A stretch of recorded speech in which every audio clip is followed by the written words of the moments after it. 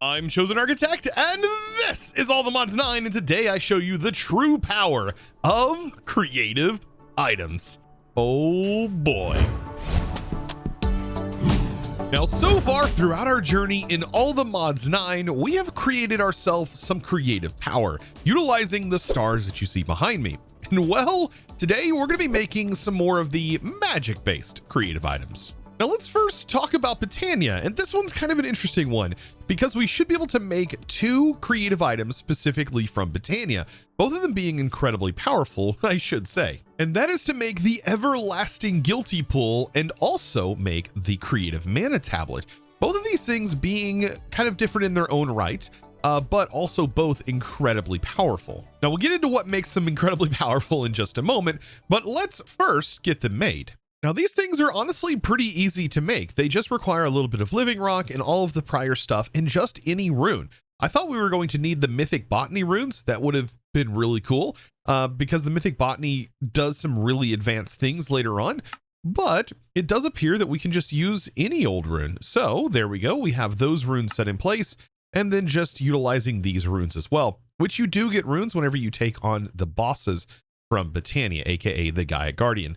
So here we go. We have both of these ready to go. Now, I don't think that we can convert this mana tablet into anything other than what it currently is, because there are some rings, but there's not creative rings. So this is still something that you have to keep in your inventory if you want to maintain that creative mana, I do believe. Now, one of the best ways to utilize this infinite mana pool here is to probably place it down. For example, right here, we can place it down, and then we can go ahead and put a spark on it. And the spark is what's going to do all the work. So we actually need this spark to have a recessive augment on it. So we put this augment on here, and the recessive means that it's going to send mana to all of the other pulls. And you can see that it is currently there. So if I put another pull, for example, these mana pulls here, and I place them down on the side, just like this, and I place a spark on them, the mana from this pool should start flowing into these other pools. And just like that, we are now utilizing the everlasting guilty pool. Now, honestly, what makes this mana pool really worth it? I would say it's to make the Terra shatterer and to get it to maximum level. Now, the Terra shatterer is quite insane as a tool because it has this huge requirement for mana. So what we would end up doing is simply tossing this in, and we can toss this in and it should start to send mana, depending on if it's configured correctly. So if we grab ourselves a wand out of here, we should be able to see if it is set to send to the item. By default, it is not. So if we convert, then we will see this is now starting to send to our Terra shatterer. And we'll start to see it level up. Right now it's at level C, and you can see that more clearly here, as it makes its way to level B, and so on and so forth, all the way up to SS rank.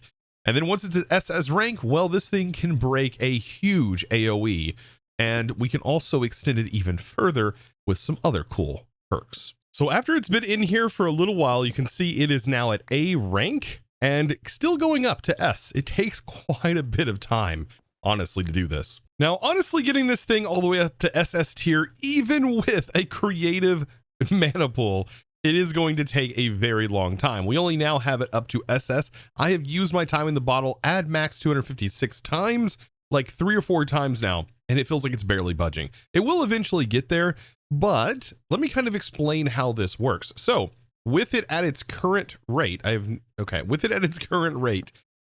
S tier, by default, without the Thor ring, we will get ourselves a 7x7x7 mine out of this, which is pretty decent, right? Pretty decent. Now at max tier, it will do a 9x9x9. So if I go ahead and show you this, I can go ahead and mine out a hole here, and you notice it doesn't do anything. That's why we have to shift right click, and then it will mine out the area. So that's pretty cool, right? So look at that. It's doing the thing. It's mining just like you would hope it would. We don't have any enchants or anything on it. It's doing a 7x7. Now, if I put the ring on of Thor, this one will now do a 9x9, I believe. Yeah, a 9x9x9. So now it has gone insane mode. And you can just stand right here and do this. Now, if it's an SS tier with the Thor ring, it will do up to an 11 by 11 by 11. That is quite a bit, but not as powerful as some other things. For example, like if I was to use my charge effect here and then use my max level spectral hammer, I don't even think that compares at all to what my spectral hammer can do. Yeah, yeah, nothing compares to that, honestly. Well, then at this point, you may be asking yourself then, well, why even have a creative pull in the first place? Like, how useful is it? Well, there's actually an add-on mod that is in here that allows us to make really high tier Botania gear that goes further than the normal gear. So we have this Alf gear right here that is an upgrade from the Terra gear. And I think this yellowish gear looks really, really good. And I kind of want it. I really want it. Now, it does require Alf steel ingots. Now, this is a whole process in itself to get. And I just really like the look of this, and I kind of want to use it as a cosmetic gear. To be able to do this, we need to create Alf steel. Now, this requires a special infuser. All of this stuff we should be able to get. It just requires us to make some runes. Now, this is a rune of Asgard, which does require a few more things than normal. But outside of that, once we have that the new agglomeration plate set up, we should be able to get this stuff going.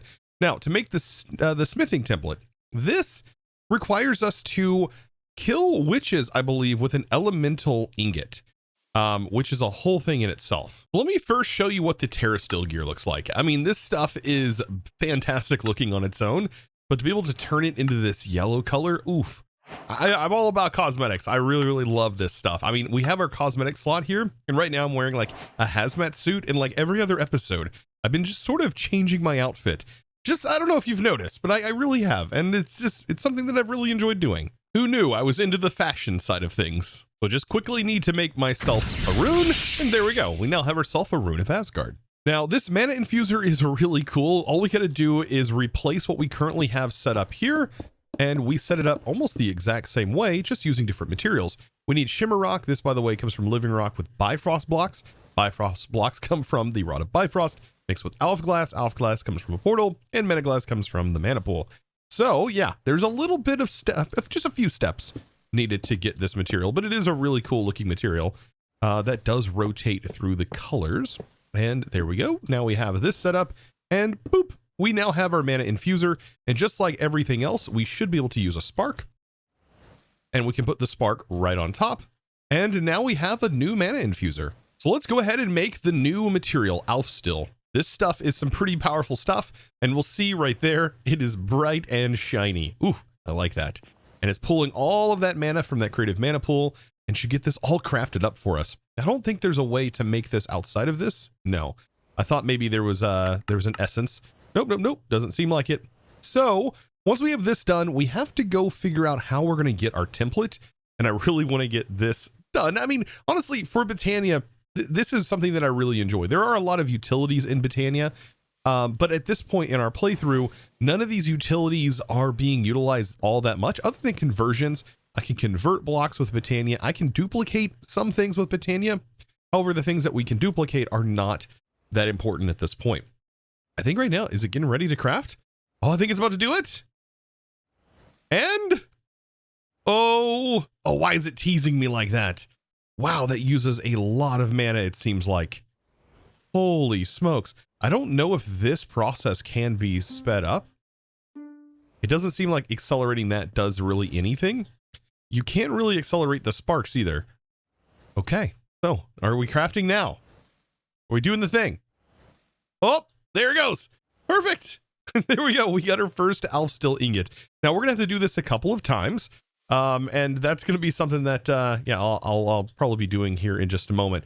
But we need to go after the way that we actually upgrade this gear, right? And that is with this custom smithing template. You should let me know down in the comments below. What's your thoughts on the smithing templates as a whole? Do you love them? Do you hate them? I'd love to hear from you in the comments. So now, according to the Lexicon Botania, I'm going to need to slay some witches with an Elementium sword.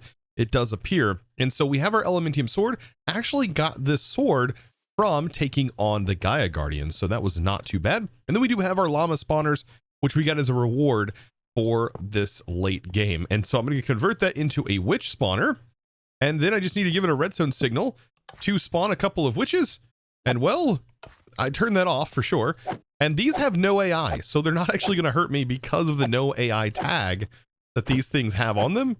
So I'm wondering, we should be able to get, hopefully, maybe one of those smithing templates off of here. And just like that, we got our first smithing template. Look at that, man. The no AI is really powerful, especially for this witch farm. So yep, we are getting incredibly lucky. I think out of this whole set of witches, let's see how many of these templates we got. 5 of them. So it's actually pretty common. It's a pretty common drop from the witches. I'm kind of excited, honestly, to see what this gear looks like on me. So actually, let's go ahead and put the base gear on like this. So this is what the regular Terra Steel gear looks like. And honestly, it's pretty darn cool. I think this is pretty sick. But whenever we upgrade this gear, let's go ahead and toss it in here. And then we are going to upgrade it with that smithing template. And I did have an extra smithing template, and I'm going to actually upgrade my Terra Shatterer. Believe it or not, apparently, this makes the Terra Shatterer's AoE even bigger than it is by default. So that is going to be insane in itself. So there we go. And these aren't smithing templates. I don't believe that we can... Oh, we can duplicate them. But I'm not really worried about duplicating these since this is really all I kind of want from it.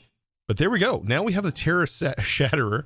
And I kind of want to see like how big of an AoE this now does, because the other one was a little underwhelming compared to some of the other things that we have access to. But now let's see.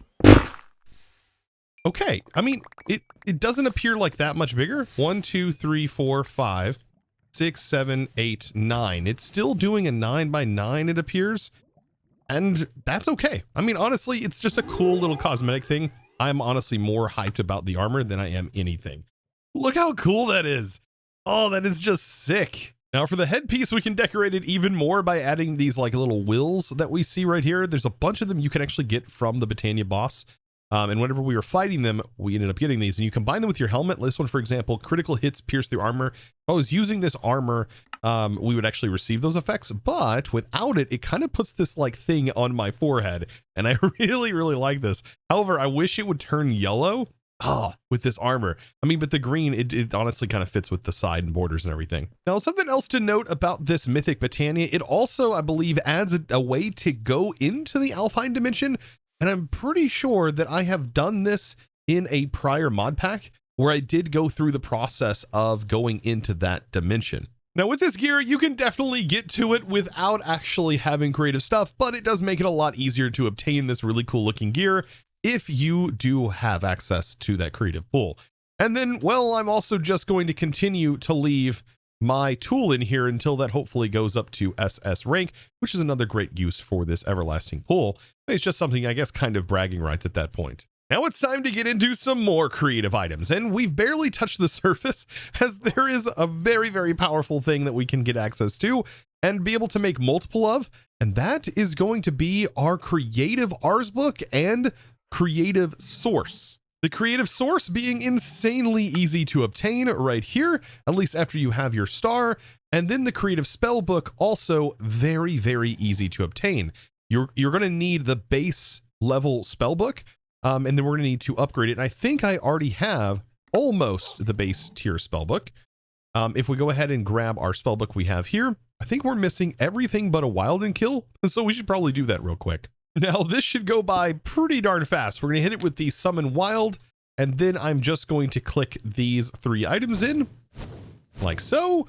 And then when we activate this, this should summon the boss.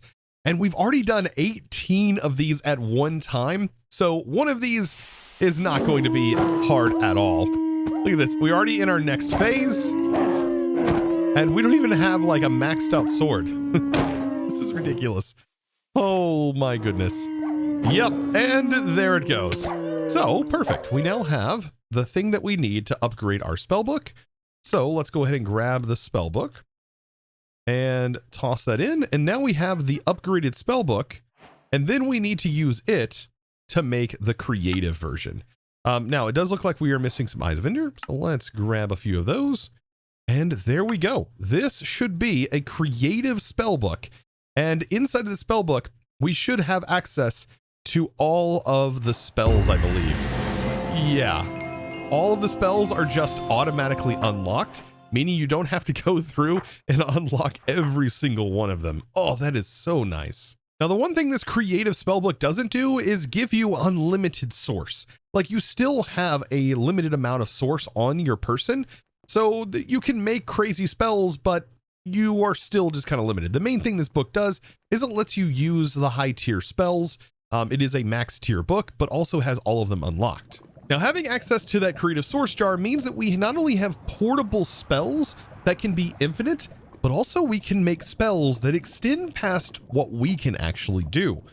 It's pretty ridiculous what we have access to at this point. So right here, I have a timer spell turret, and you can change the duration of how often it's going to activate a spell by right-clicking to increase the duration, or down here to lower the time between spell blasts. We have it set to 1 second, so it's going to fire 1 every second.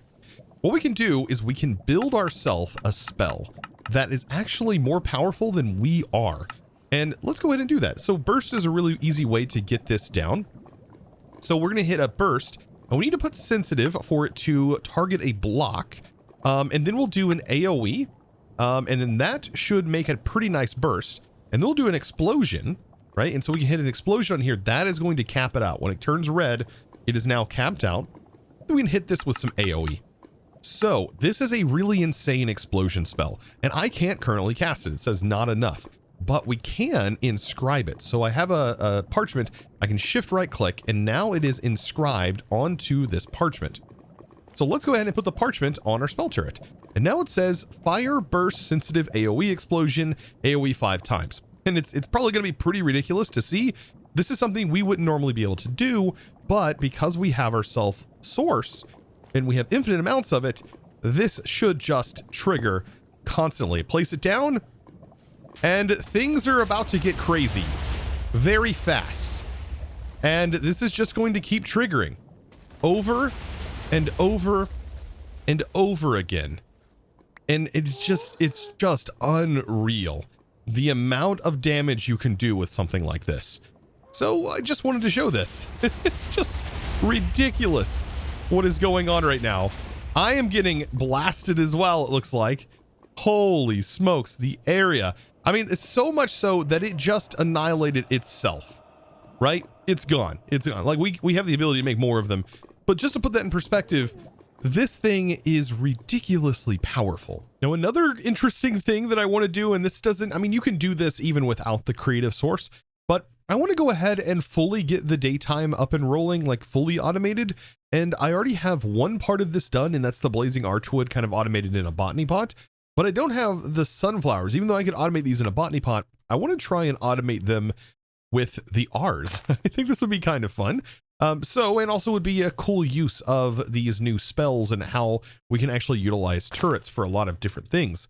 So if I place a sunflower here, I can go ahead and set up a spell turret just like this, that's going to use a very specific spell on here. And then I can have another spell turret on the other side that is also using a spell. So these two spells, one of them is going to be a touch spell, and then that's going to just simply have a grow, which kind of acts like bone meal. And then we can have another spell that we can set to also touch, but this one is going to be a pickup spell. And there's an item pickup spell just like this. And I think if it clicks here, it should be able to pick up the item. And then when it does pick up the item, I need it to send that item into an inventory, and it will automatically send to inventories that are adjacent to it when it does like a pickup or it does a break and things like that. So some of these spells do have that the ability to put into inventories. Now this one, all we have to do is assign that grow. So if we open this up and then we get ourselves a parchment, we should be able to get this all up and running.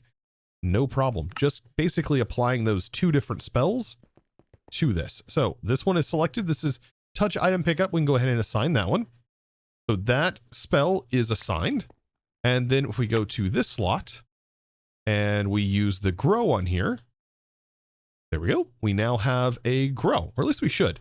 Let's make sure that this is set to the right one. Let's go to 1, make sure to hit, I guess, create so it stays on there. And there we go. Now that one should be a grow, and there's an item pickup. So then we just got to move our source over to here. So let's set this to grow. and we'll set this one to item pickup. And then we should be able to automate with Ars, and we should be able to automatically bone mill this. So let's take our source jar, and then I'm going to use a source relay with a creative source jar. And we can place our source jar over here. No big deal. For example, right here should be fine. And this is just automatically sending to both of these. And notice, by the way, it is doing the spell and collecting, and we're seeing that the sunflowers are going right in there. And this is running at a pretty decent pace. And you can see it's automatically collecting in that AoE that it has by default. If this started to go a little bit crazy, you could increase the AoE on that spell. But look at this. This is just working, and I didn't even know it automatically sent to these from a distance. That I didn't know, and glad I do now. So now that we have the flowers set up, I'm able to make the automations for the eternal day and just keep this constantly filled with the sunrise, and then I never have to worry about it again. So if we go into the sunrise, if I spell right, sunrise, this thing right here, we drag it in, and then we make sure to put our crafting upgrade in, and that is going to make sure it keeps that stocked up. And I have my my chest basically taking the sunflowers and storing them, and then if it gets too much, it will start voiding them. And you could just set this up for a multiple different flowers. I think that even this spell could AoE, and you could have an area that's essentially farming this whole place. Like, I might be able to add even more flowers here. So yeah, we could definitely increase like the AoE here on that grow parchment. And let's get the parchments out. Which one was it? It was item pickup. We probably want to increase the AoE on the item pickup, and then same on the grow. And yeah, you can just modify these just like that. That now has an AoE. And so when we apply this, it's now farming all of those. And yes, we are going to need at least 1 or 2 AoE on our other parchment. So let's go ahead and grab that pickup, and then we'll set this to have a couple extra AoE as well. And perfect. This could get like large. We can make this incredibly large. Oh man, that would be kind of ridiculous. But now we have like all of these flowers technically being automated, which is kind of cool. Now I am absolutely having a blast playing with some of these creative items, also coming up with creative ways to use the creative items. And I'm having a blast doing this. So let's actually take a look at what we've gotten so far. So we've done our mana pool. I currently have that pickaxe getting to max SS tier, which is pretty crazy. We can go ahead and choose any of these items right here. Oh, that's really nice. So we actually get to choose these things. For example, an unobtainium bee, vibranium bee, 100 levels. I mean, I honestly want these spawners because I have a plan to do something here in the future with those spawners. So you know what, these spawners are going to be very nice. If all of these let me choose the trader spawner, oh, the llama spawners are amazing. Then I'm taking a look at everything else because we should be able to craft everything else. Like, none of this stuff is great compared to these spawners. I'm taking those spawners, right? And then we've done our jetpack. Look at that. I'll take the trader spawner. We've made our creative spell book. So we've got all of this creative stuff, which is really nice. But keep in mind, even though some of this stuff is creative, it doesn't like do anything for you. You still have to put the work in even after getting these creative items. It just sort of makes you, it gives you the ability to be a little bit more creative without the hassle of worrying about sort of the overhead mechanics, such as like, how do you come up with the power and so on and so forth for completing your projects. Now, I think next episode, we're going to gather the rest of these. We should be able to get the create stuff fairly easy. I'm going to show you how to gather up all of those items. And then we also will be able to get the creative pressure, which I think is one of the hardest things to actually create as a creative item. You should be able to make these quite easily, but they do take a little bit of time, as these require advanced pressures, which require you to actually get into the later portion of Pneumaticraft, which requires the assembly. Even though once you have it set up, it's not a big deal. You just got to run this a couple of times. And the creative pressure here is going to be kind of cool. The creative temperature. This is a compressed iron block, but it allows you to control the temperature of blocks, which is just absolutely ridiculous. Because that is a huge portion of how you create things in Pneumaticraft. But all of this is leading me into a couple of things. Do we worry about the Gregstar? I kind of want to dive a little bit into GregTech, and I think if I could do any kind of GregTech, this pack would be the one to do it in. we already have some of the stuff. I just kind of want to see what this is like and maybe make an entire area dedicated specifically for GregTech. I don't know if we're gonna be able to make the Gregstar. It might require a lot, but we'll see. We'll see. And this might be a whole new chapter in our All the Mods journey. So if that's something you're interested in, be sure to let me know down in the comments below. Do you want to see me get into GregTech in the future? I would love to know, and I know a lot of you guys want me to experiment with it, and I want to experiment with it as I've never played with it before. I think it's the closest thing I've ever played with was probably IC2. So we'll see. We'll see how it goes. And like I said, I would love to hear from you in the comments below. Thank you guys so very much for watching today's episode, as we did get a lot of cool things, and hopefully you use some of these setups for yourself in your own Let's Play. That's kind of what these are all about, right? Kind of showing you cool ideas and fun things to sort of work towards. And guys, well, it's now time to thank the amazing supporter of today's episode. And that huge thanks is going to go out to, if I can spell things right, going out to Andy Lee 01. Thank you so much for your amazing support, by the way, over the Discord, becoming a Discord premium member and supporting in one of the best ways possible, absolutely going above and beyond. Props out to you. I do appreciate you very much. And guys, if you would, click that subscribe button if you did enjoy. I'll see you in the next one. And as always, thanks for watching. Bye.